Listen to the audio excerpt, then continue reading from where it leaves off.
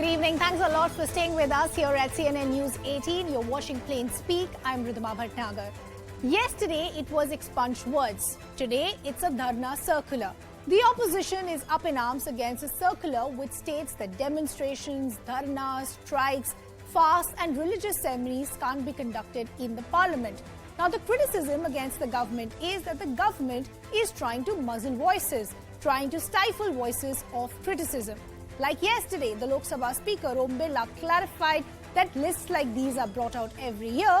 Today too, the BJP cited similar circulars that were released in 2009 and 2014 under the UPA government. The Speaker Om Birla once again has urged the opposition to not make allegations without facts. So what really is happening as far as this anger that we're seeing by the opposition? Let's first talk about what is this anger as far as these circulars are concerned. Now, I'm putting out three similar circulars for you.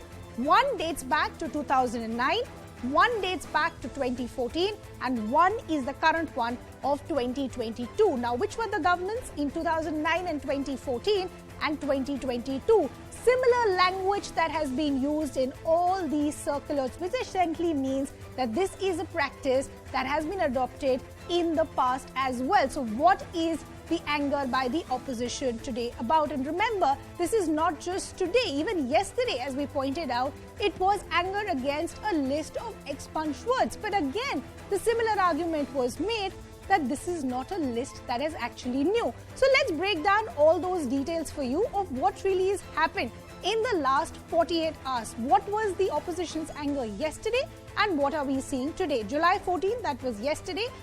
The opposition was opposing this list of unparliamentary words, which was then clarified by the Lok Sabha Speaker that this list is actually not new. It comes out every single year. Today, they're opposing Centre's Dharna circular, but again, as we showed you pictures of 2009 and other years as well, similar circulars have been passed. On July 14, the criticism against the government was, and the opposition was alleging, that the government is stifling criticism. Today, they're alleging that there is no platform as far as dissenting voices is concerned. But the larger question still remains that what really is happening as far as this criticism is concerned, because as we pointed out, this is not the first time that we're seeing neither the expunged words and neither these circulars.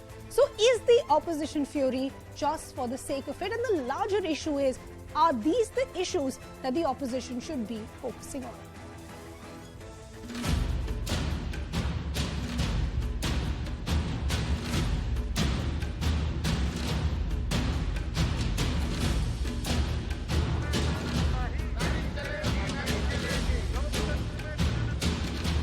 Have we declared that there will be no democracy in this country? Have we suspended our civil rights? Have we suspended the right of the opposition to raise issues that matter? You can't wash away the fact that this is what describes you. This is the legacy you will leave behind after 2024.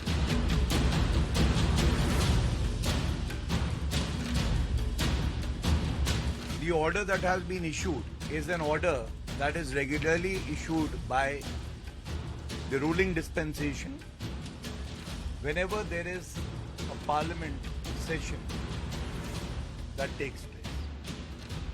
And I have in front of me a copy of identical, I'm not saying similar, identical order issued in February of 2009 by the Congress government.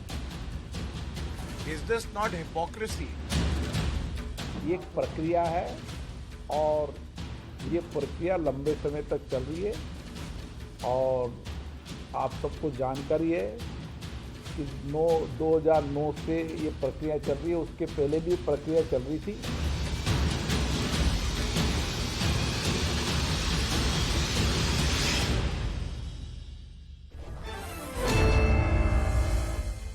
Let me also now introduce our guests who are joining us this evening. We have spokesperson of the BJP, Shehzad Poonawala. We'll shortly be joined by the spokesperson of the Congress Party. Ashpreet will be joining us shortly. We have TMC spokesperson Monijit Mondal. We also have senior journalist Hemant Attri. And we also have author and columnist Arun Anand. Good to have all of you on the broadcast with us to take this discussion forward. Monojit, let me begin with you first, because the opposition is up in arms once again after what we saw yesterday was anger over these expunged words. Today we're seeing anger over a circular. But what I'm trying to essentially understand is the opposition missing the larger point, which is that this is not a new practice. Circulars like these have been brought out year after year, and I started my show with circulars that date back to 2009. So what is the fury about today? I think you gave the sequence. Look at how consistently things are happening. Look at the signs of a totalitarian government. First that tampering with the national emblem, and then the yesterday's circular cutting the voice of the parliamentarians, and now today that you can't even make an agitation, peaceful agitation, which is, I think, the best expression of any dissent, which the Mahatma, the Bapu, taught us long time back when he was fighting the Britishers. Are we still fighting the same kind of a government at this point in time, 75 years after the independence? We are, incidentally, by the way, celebrating national independence for 75 years at this point in time. That's the way you treat the opposition. So, I mean, this kind of circulars might have been issued earlier, but the point of distinction is very clear in 2009. So you agree the fact that these circulars have been issued in the past? Then I'm trying to understand what is the anger by the opposition today? Ashpreet, if you would want to answer that, I gave you an uninterrupted minute to try and understand what is the issue as far as this circular today is concerned. Ashpreet, the expunged words also are part of a list that are issued every single year. The circulars also are part of every single year. What is the issue this time around? See, number one, they have clearly forgotten. The BJP's model of governance is this, that they have the words used in common parlance marked as unparliamentary, words. Now, number one, this list is unparliamentary in itself. It is unconstitutional. It's ultra biased to the Constitution of India because it violates our fundamental right, which is freedom of speech and expression under Article 19, Clause 1, Subclause A. Therefore, it would be challenged, and we'll make sure that, this mockery of democracy that the BJP party has begotten is done away with. Number two, in the parliament, whatever you say, whatever word you utter, you cannot be prosecuted for that. That was our model of governance because, you have representatives of 150 crore people. And if you cannot speak in the temple of democracy, where else do you speak? You have grievances, and removing words like sexual harassment. You being a woman would really understand that there are grievances, issues wherein, they have to be addressed. There are times when you do not get justice. So how do we address those issues if we cannot even utter the word sexual harassment? Okay. Why are you discriminating against women? Ashpreet, you would appreciate the fact that you made your point uninterrupted. Just give me 30 seconds and then I want to bring Shehzad in. I want to bring you up to speed with certain words that have been expunged in the past, and you tell me which were the governments in power then. In 2012, the word shame was expunged. Again in 2012, the word cheating was expunged. Again in 2012, the word choot was expunged as well. And I can give you a long list. What is the difference this time around? Yes, number one, the logic that the BJP party has been trying to incline towards is fractured, is absurd, because two wrongs anyway don't make a right. Second of all, it is very disheartening, that they have basically issued a gag order against parliamentarians. But what is heartening is that they basically know the right kind of words which describe them the best that have been added in the list so that they can mitigate the criticism. And the speed at the pace which BJP party is going at, first, they stopped doing any press conferences. Mr. Modi hasn't done any in the last 8 years. Number two, then they stopped having any debate and discussion before passing a bill. Then they, have declared this unparliamentary list, which is so unparliamentary in itself. I just hope they do not do away with the parliamentary form of government and make it a dictatorship. Number five, Mr. Modi has been using this word, and we have all seen that in a viral video. Hypocrisy ki bhi had hoti hai. So Mr. Modi has been uttering the most unparliamentary words ever.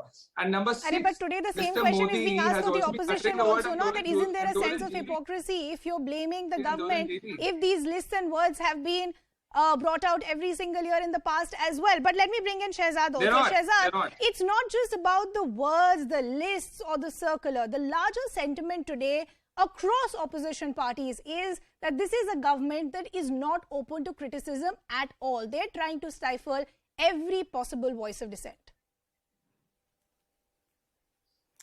Ridhima, thank you. I heard patiently both the honourable gentlemen speak, and I hope they won't interrupt me in the interest of a fair debate. First of all, whom do I have to take lectures on emergency and dictatorship from? Those who imposed the emergency, banned Kishore Kumar, put sedition cases on Chhattisgarh journalists, jailed Asim Trivedi. They were the ones who got the press bill of 1988. They were the ones who got the defamation bill which was rejected. They're the ones who actually sent Kangana Ranaut and other journalists to jail, and they broke Kangana Ranaut's house. They put Ketki Chitra in jail for 1 month. They are lecturing us on emergency. Now, Ridhima, it's one fact-free and spurious allegation a day as far as the Congress party, the fact-free and fakery machinery of this country that's doing this entire thing.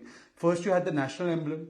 That matter was busted. Then you had this word ban list. It is not a word ban list. It is an expunged words list which has been compiled from various assemblies and put together. And it doesn't mean that those words can't be used. For instance, the word Bal Buddhi. Now, why would we put that? You know who it applies to. But you can use Bal Buddhi. Only in a certain context it has been expunged. And that doesn't mean it's automatically expunged. If tomorrow somebody was to get up in parliament and say, ये कैसी बाल बुद्धियों की जमात है जो विपक्ष के पास मुद्दे नहीं है. Thirdly, let me come to the main point of today.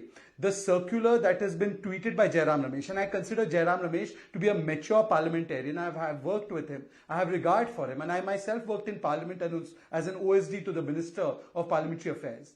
This circular of 2009, 2014, 2021, word to word is the same that has been issued before every session of Parliament. It's not done by the government. It's done by the Parliament House Security Office. And they do it as a routine procedure because they have certain protocols. How is it Chamatkar during Congress time and Gunegar now? This is the lack of issues and bankruptcy of the opposition that they don't have cogent issues to raise in Parliament. अरे मुद्दों की ऐसी कंगाली कि रोज आरोपों की थाली और वो भी फर्जी आरोपों की. And this is the same Rahul Gandhi, by the way. He went and he said Rafale में चोरी हुई है. Supreme Court told him please go back home.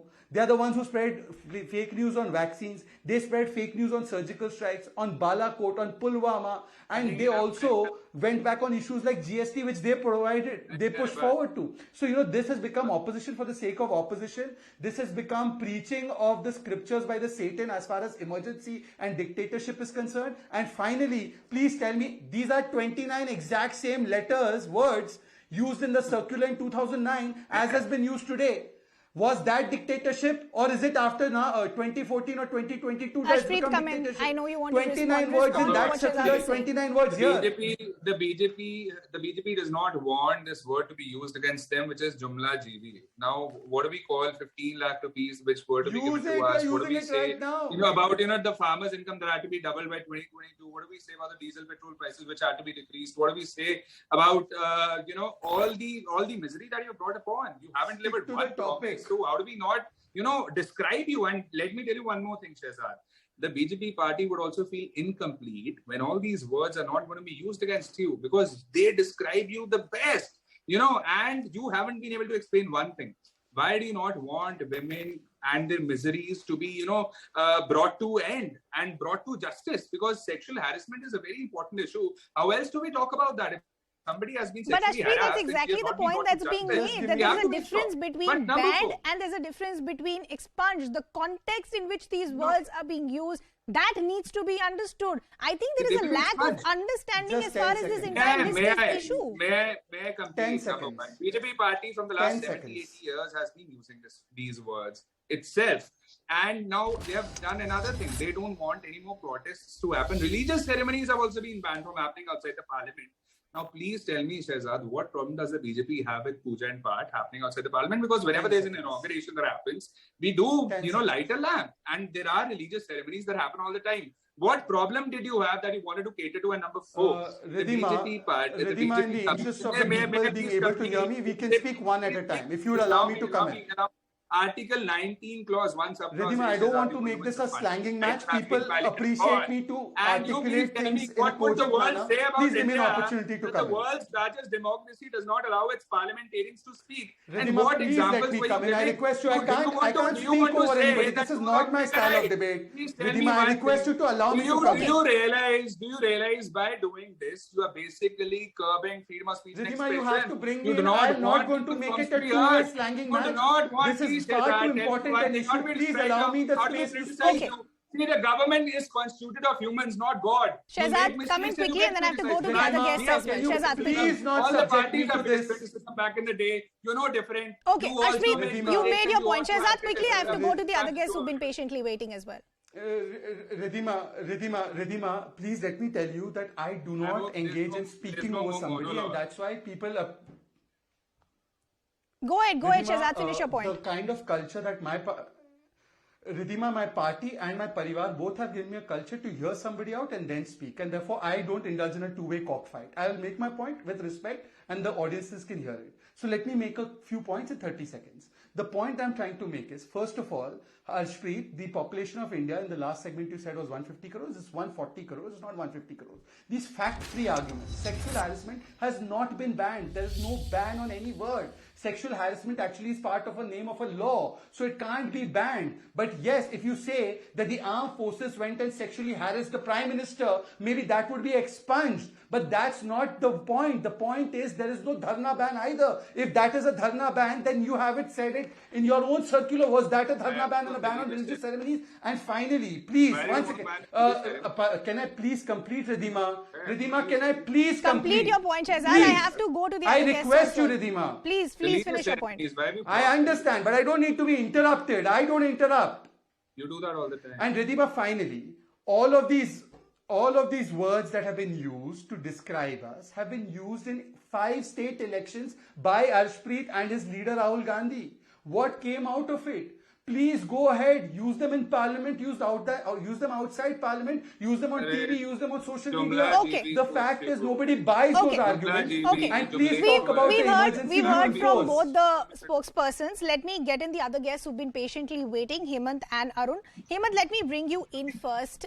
The larger issue today is, and this is what even a viewer must be wondering today, that why is this the priority of the opposition today? 3 days ago, we saw the opposition up in arms over the size of a particular lion or how aggressive it was or whatever, the number of teeth or the stance it had taken. Then it talks about a list which, they don't understand the context because it's not banned, it's only expunged. A similar list comes out every single year. Today also, as I said when I started the show, that a similar circular has been brought out in the past as well. Are these the issues that we really should be focusing on? Ridhima ji, first of all, let me explain it what the real issue is. Both these circular as well as these words that have been so-called, they are calling it banned. These are more of advisories if we correctly point it out. And this is not a new phenomenon in Indian democracy. First time such a list was published in Parliament in 1954. Correct. Second time it was in 71. Third time it was 83. And after that, from 1990 onwards, almost every year, there are certain words which are added to it. That is point number 1 as far as value addition is concerned. Once the advisory is given, it is up to you as to in which context you use that particular word, whether it is offensive, it is slanderous or what. See, all these words, whichever they are mentioned in these advisories, I will call it, what they are basically adjectives which are used in a particular reference. So if we call jhoot is something in a particular reference. You just can't say that jhoot is banned. It is up to the speaker's goodwill whether he will continue with this or he will expunge it. That is point number 1. Number 2, Ridhima, the real issue here that we need to discuss is debate and discussion is the soul of parliament. Both the sides, whatever is happening for last 3 days, I am really shocked to see both the sides are lacking confidence in each other. That is the problem. The problem should have been, the issue should have been, these advisories are regular, but there is certain way of doing it. Both sides should have sit together, given more space to each other. That is how a vibrant democracy functions. That's how Britain functions. That's how many European countries function. There are certain parliamentary etiquettes also. See, whenever you are speaking in the parliament, you are not supposed to be slanderous or offensive or aggressive beyond a point. There are certain etiquettes. True. Now, I agree with the point that you're making, and let me bring Arun in on this. While nobody is taking away from the fact that the right to protest or to oppose or to have a share of criticism is the job of the opposition, and that's what makes a country like India and democracy extremely vibrant. But there are also certain decorums that one needs to follow as far as elected representatives are concerned. If we go back to the list yesterday, what is the harm if we're trying to make this more saner or more, quote-unquote parliamentary language? I don't see an issue with that. But do you think the larger issue today is, and this is what I was asking Shehzad also, essentially, just the fact that the opposition today feels at every platform their voice is being stifled? If they're not given any platform, then where do they raise their voices?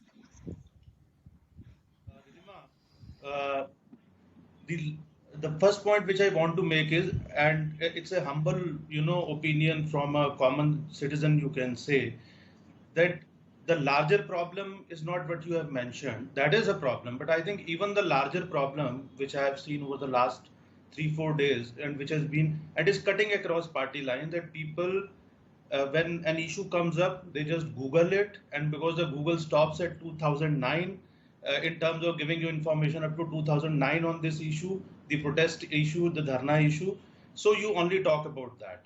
But I want to take you back. Actually, I think the level of the debate and the way issues are taken up, and the rationale behind, taking up the issues, it's largely basically there's a lot of lack of research and, evidence-based arguments. So my hope is, cutting across political parties, people, spend less time on Google and do a little bit of more hardcore research.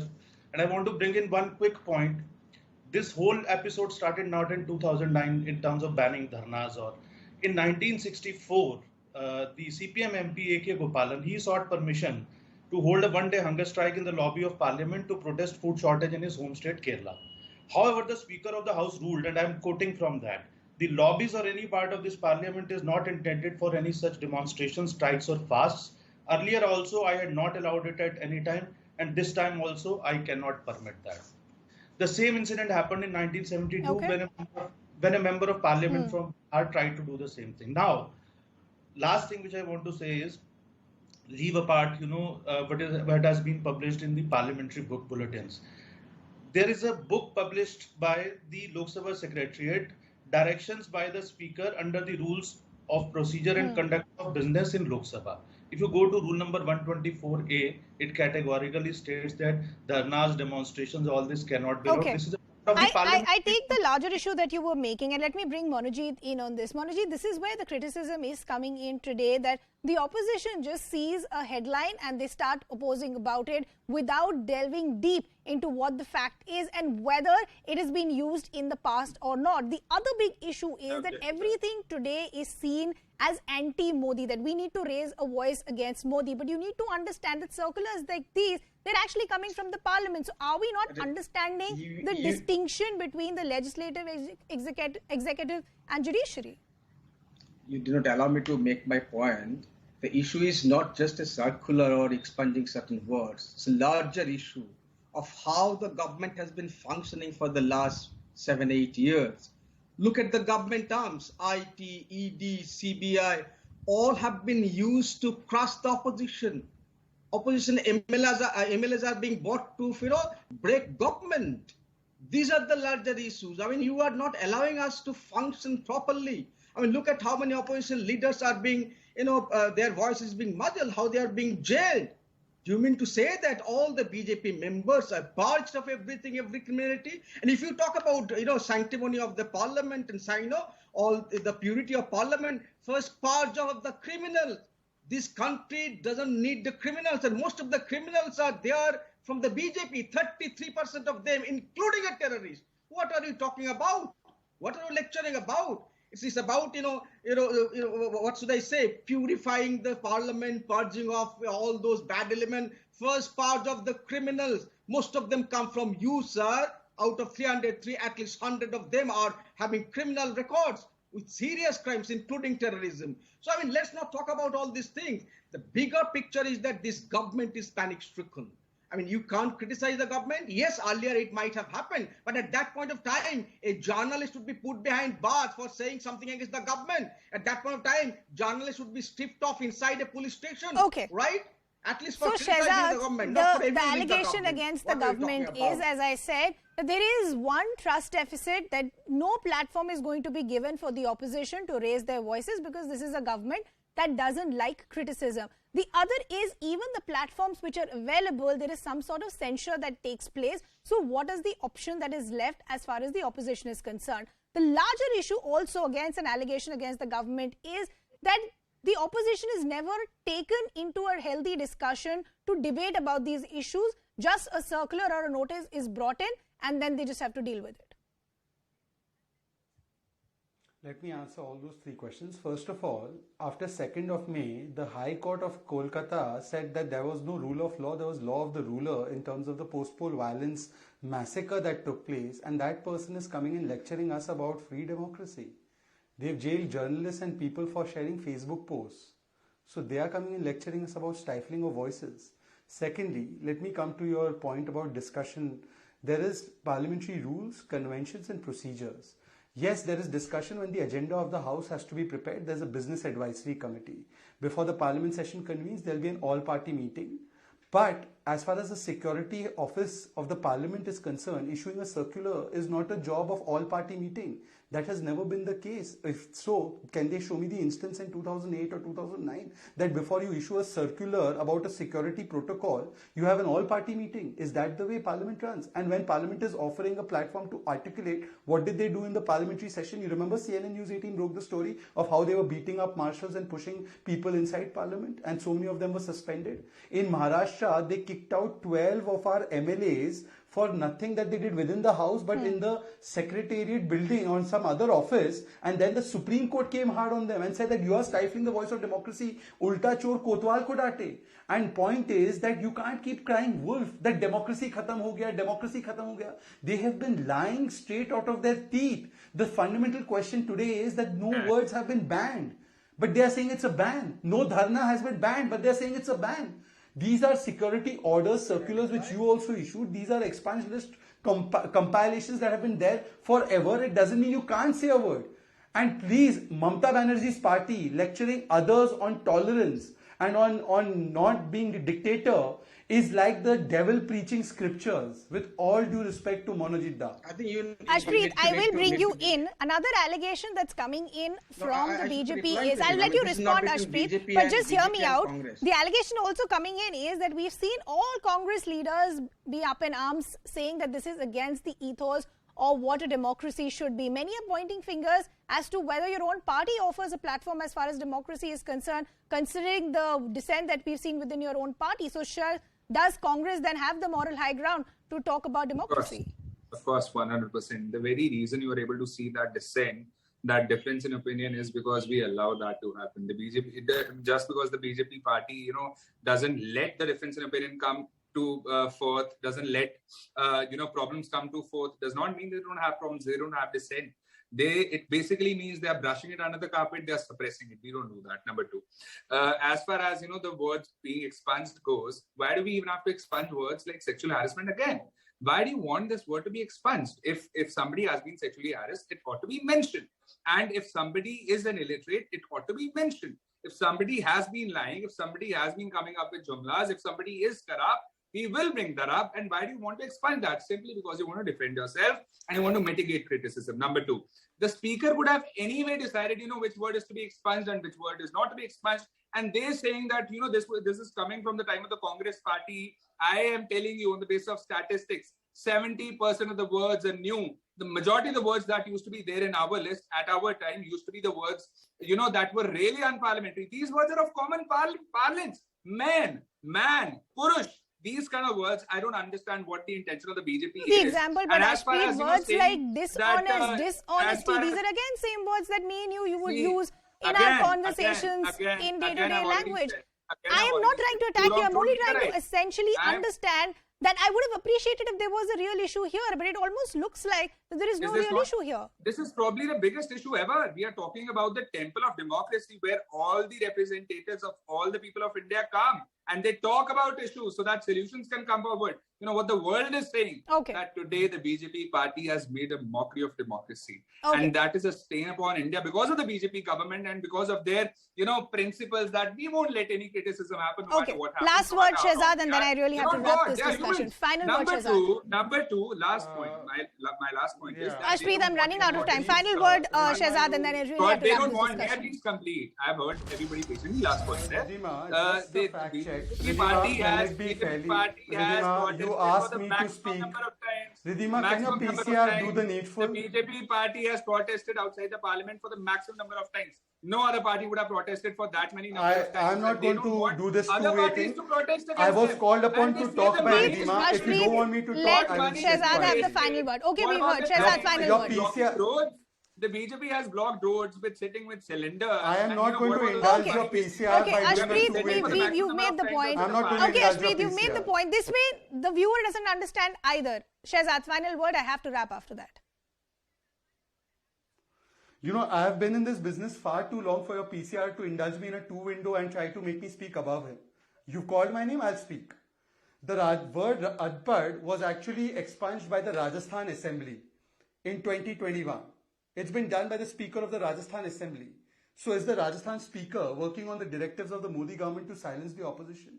Please make some arguments with sense. Sexual harassment has not been banned. It's not been expunged permanently. It's been expunged in a particular context. Parliament works on conventions. Therefore, these are compiled and kept for reference. That's all. So that the chair of the house can take a decision based on past references, just like court laws are used, cases are used as a reference point by judges. But that doesn't impinge them. So please stop making fact-free arguments. I know you're from Rahul Gandhi's party, but don't pretend to be a Bal Buddhi. And that word is neither banned nor Unfortunately, I will have to leave that discussion there. I'd like to thank all our guests. What is very, very clear that we are set for a stormy monsoon session of Parliament come the next week. We're now shifting our focus to the other big story that we're tracking this evening. In a strange observation by the Madras High Court regarding a couple's divorce, a division bench of Justices V.M. Velmani and S. Sontar made an observation, and I'm quoting from that, removing a Mangal Sutra by a wife amounts to mental cruelty for the husband. Yes, this was while allowing a civil miscellaneous appeal from C. Shivakumar, working as a professor in a medical college in Erode. He sought to quash the orders dated from 2016, refusing divorce to him. The Madras High Court has observed that while granting divorce to the aggrieved man, and again I'd like to quote, the removal of the Mangal Sutra by an estranged wife would amount to subjecting the husband to mental cruelty of the highest order. The bench also said, and I'm quoting again, that a Mangal Sutra around the neck of a woman was a sacred thing which symbolizes the continuance of married life, and it is removed only after the husband's death. Therefore, its removal by the petitioner or the wife here can be said to be an act which reflected mental cruelty, as it could have caused agony and hurt the sentiments of the respondent. Now, many activists are divided as far as raising the question that can a removal of Mangal Sutra really be grounds as far as a divorce is concerned. I'll take that question to our guests in just a bit, but first we just want to show you where things stand. First, what was the division bench which was quoted by the Madras High Court? Mangal Sutra removal reflects mental cruelty of the highest order. As I pointed out, no woman would remove a Mangal Sutra while the husband still lives, essentially mean that you have to wear it for the entire lifetime of the husband. Mangal Sutra around the neck of a woman is a sacred thing, part of rituals that have been followed for years. Mangal Sutra symbolizes the continuance of a married life. So if you remove it, it would essentially mean that you're trying to end the marriage. Now, this was as far as what the division bench had said, and this was observed then by the Madras High Court. Let's also now talk to you a little more in detail of what we heard from the Madras High Court as well. As I pointed out, removal of the Mangal Sutra often treated as an unceremonious act. This is where a lot of activists are divided. Removal of Mangal Sutra draws inference about the wife's intention. This again is something that has divided a lot of activists. So the question that we're asking is the removal of the Mangal Sutra enough ground for mental cruelty? Let me bring in our guests who are joining us this evening. We have men's rights activist Deepika Narayan Bhardwaj and we have women rights activist Yogita Bhayana. Good to have both of you on the broadcast with us. Yogita, let me begin with you first. This has seen a lot of activity on Twitter, social media. People seem to be divided. The essential question is, does the removal of a Mangal Sutra, which is essentially a religious symbol which one wears when the marriage begins or when the ceremony of the marriage actually begins, once you remove that Mangal Sutra, is that ground enough as far as the divorce is concerned? I am appalled actually, I'm really appalled. I have no words even to express how I'm feeling about this statement coming from a judge who's supposed to be very sensitive, because we are trying that, gender sensitive kind of people sitting on such positions. When these kind of statements come, no, it is very hurtful to demeaning, because mental cruelty, what is so cruel about it? Men don't even wear any symbol. Even women, they are wearing out of whatever it has been there for ages. So what about when she goes through a labor pain, when she is medically ill, she removes it, so we are like going ahead so much in life as society, as becoming gender neutral, gender sensitive, not patriarchal. These statements just pull us 30, 40 years or 100 years ago, 100 years back. So I am really, I don't know what is the ground for divorce or not, but it is for sure not a cruelty. And I don't know how we can't, who's divided on it. I'm really surprised at who can be divided on this.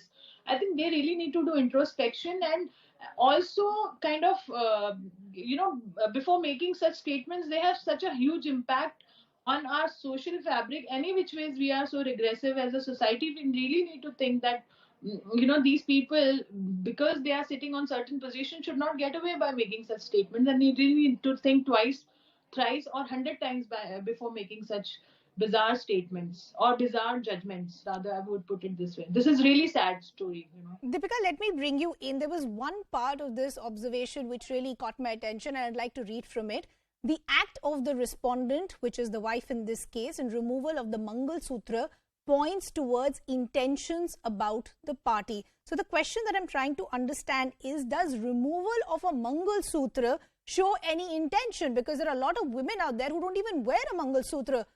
So will they be seen as not loyal to their husbands, or what is the larger message that we're trying to send out? I would want to begin by telling Yogita that, Yogita, this judgment in no way takes us 30, 40 years back.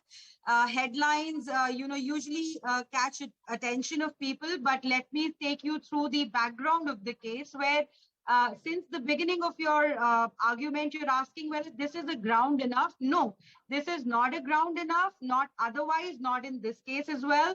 The court has pointed out in various other paragraphs that the wife has been living separately from the husband for the last 11 years. There were no attempts for reconciliation. The wife had leveled false allegations of extramarital affairs on the husband. He is a teacher.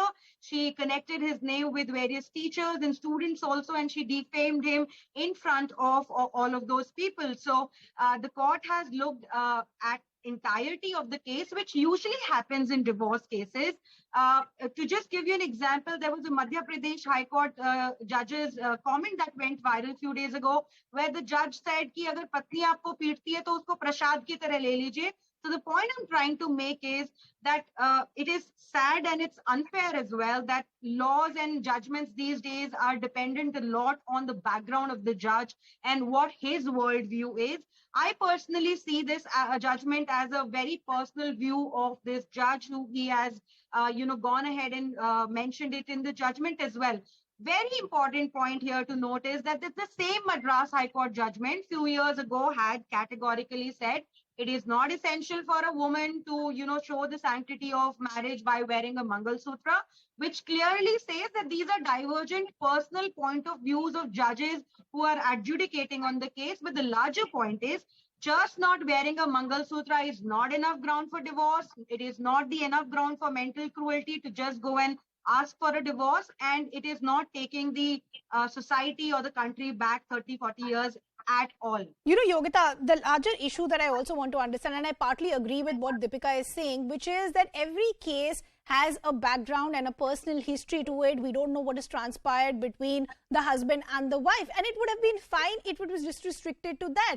But the actual frustration today, or the reactions that you're seeing on social media also, is that how are we seeing courts come into such comments as far as a divorce case is concerned? I thought the grounds for divorce either has to be if there is some sort of an abuse, or there are some financial issues of somebody, the partner is cheated. But today it almost looks like we're passing a character judgment, because when he says that removal of Mangal Sutra reflects the intentions, are we judging a woman's character as far as the removal of this symbol is concerned? Not for the first time, and women is judged every step in the society and nothing new. So that's, this is exactly I'm trying to say, in fact, to Deepika, that it is not about, of course, two people go through a lot. It's their personal life. But when it comes on record, a judge making a statement becomes a record, because it will be seen further as a precedent, So what I'm just trying to say, that these people definitely can have their own personal choice or personal whatever thinking, but they're sitting on such positions, they are followed by many people, followed by many more judges, because you know how judgments are kind of replicated. So what I'm just trying to say is that this particular thing has really hurt us. It's not that key, of course, women can be equally, party to not being together, or various reasons can be there. But I'm just saying that particular statement has hurt us, like Mangal Sutra. It cannot be the reason for divorce, or mental cruelty, which has really demeaned the whole thing. Cruelty, what women go through in a domestic violence thing, cruelty.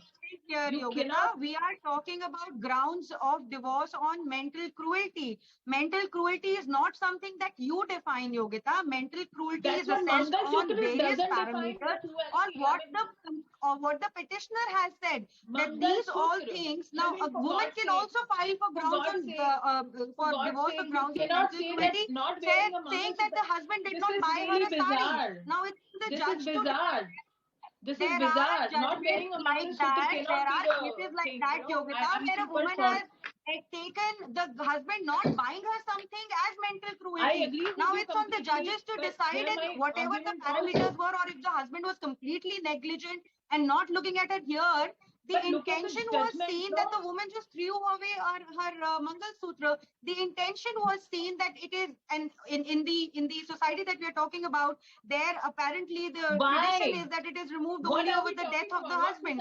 So the judge is nowhere saying that every woman needs to wear a Mangal Sutra or things like that. There are various parameters to the case that the judge has leveled, and in one of those statements says you could argue that the judge could not have said something like that, and I completely agree with that. Deepika, let me ask you a question. The reason today a lot of women are feeling very offended with the use of the Mangal Sutra being seen as a ground, or the removal of Mangal Sutra being seen as a ground for divorce, is because this is being seen as a very misogynistic lens as far as our legal system is concerned. As Yogita was saying when she started making her arguments, that why do we not question the fact that men don't even have such symbols? So either way, we are playing on an unfair platform. Well, I think then we have to question the entire society's norms. There are a lot of obligations that come on a man also with the relationship of marriage. It's not one-way street completely. Yes, you could argue that they do not have to wear all of these symbols, which is absolutely a valid argument. But then that's a matter of the fact right now that yes, there are certain obligations that are leveled on both the man side and the woman side when they get into a union of marriage. Now, you can of course call some traditions misogynist. There are a lot of legal precedents that are leveled on the husbands, which are very heavily skewed on the women's side. Those are legal parameters. You're missing the point. So, it is good to follow the tradition, but I'm saying that it cannot be ground of mental cruelty or a divorce. This is exact. This is it. We also follow all the traditions. It is not. But this should not define a woman or the relationship. It's not a ground for divorce, ma'am. Please do not misconstrue the judgment. It is not a ground for divorce. It was one of the allegations that was leveled by the husband, saying that act as an act of mental cruelty. And the court agreed with that person that this was an act of mental cruelty, along with 4, 5, 7, 10 more allegations that he had leveled. Divorce is never given to anyone in this country on the grounds of just one allegation. Never. I'm super and disappointed. Any person knowing the legalities or the laws know that as a matter of fact. Fighting a divorce case, especially a contested case from a husband's side, is a very, very tough ordeal. 11 years they were staying separately. This marriage was 7 years, I think, was the separation period. But Yogita, final word to you. Is it high time for us to actually bring out irretrievable marriage of breakdown of marriage as a ground for divorce, so that judges do not have to, go into these counter allegations by the husband or the wife. They just realize that the marriage is broken down. You don't need to find faults with people. If two people are not wanting to stay with each other, please give them divorce and have them separated, rather than wasting them wasting their time for 20 years in courts. Final words, Yogita, and then I have to wrap this discussion. No justification can be enough that we are trying to say that, this cannot be a ground for divorce, or as she might argue, there are many points, or mental cruelty. No judge should get away by making such statements. But this is very misogynistic. This is very patriarchal. We are trying hard every single day to kind of reach to a level where, we are seen as one, not as different genders. You should really look at the kind of judgments and judges make on men. There was a judge who said that getting beaten up by the wife is a prasad that husband can get. As I said, unfortunately, the jury is still divided, activists divided as far as these observations of the Madras High Court were concerned. Unfortunately, I'll have to leave the discussion there. Deepika and Yogita, thanks a lot for joining us here. We are slipping into a very short break, but once we come back, we'll get you a wrap of all the other stories that we tracked through the day.